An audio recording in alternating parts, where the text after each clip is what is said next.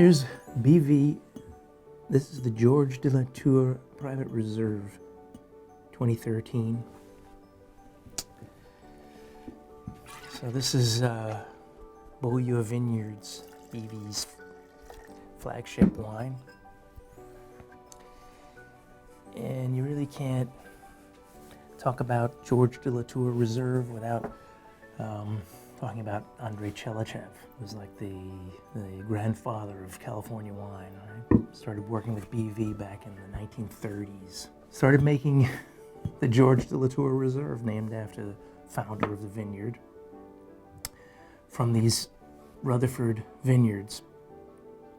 The first vintage was 1940, and they are making it ever since. So this really is California's first collectible wine, first cult wine, and the tradition carries through to today. They're sourcing grapes from those same vineyards, the BV, Vineyard 1, Vineyard 2, right in Rutherford. They have their own winery now, so they built a winery just for producing George de Latour,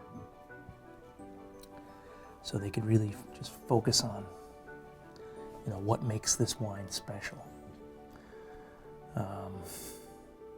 They blend in 6% Petit Verdot for this 2013.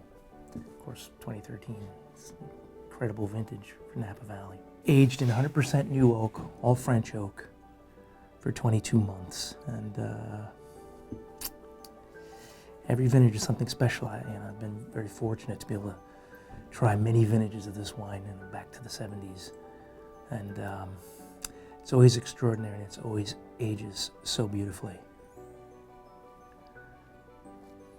So, just really nice cassis on the nose. A little bit of cigar box in there too. Sort of a cedary spice note. Maybe some minerals.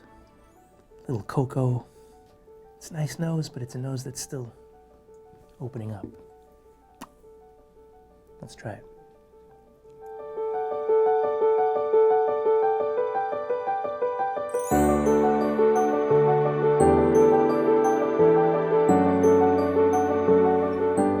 Oh.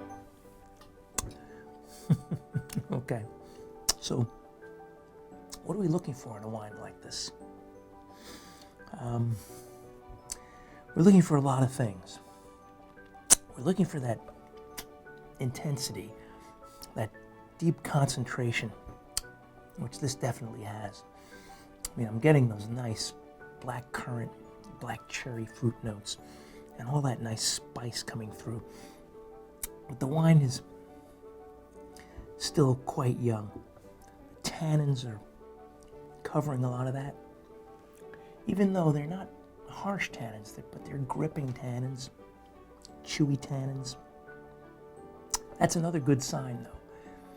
If the tannins are there, framing all the fruit, but they're not really harsh, then it suggests that they're going to mature and soften and allow that fruit to emerge without kicking in and making it bitter, right? And the other thing you want, of course, is a nice balance of acidity in this wine, which this definitely has. I'm going to see how this evolves over the next few hours in the decanter, but I'm not expecting it to really start to show. I think this really needs 2-3 years more in the bottle to really start to open up and give us a real taste of what's going to happen over the next 10, 20, who knows, 30 years for this wine. Yeah, this one's dynamite. Happy drinking.